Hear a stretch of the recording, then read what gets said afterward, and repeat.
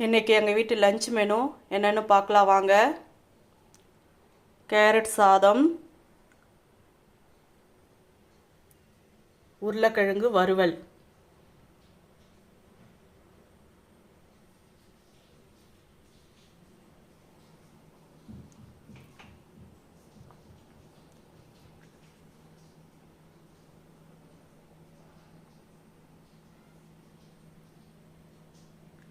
இதுதான் இன்றைக்கி எங்கள் வீட்டு லஞ்ச் மெனு.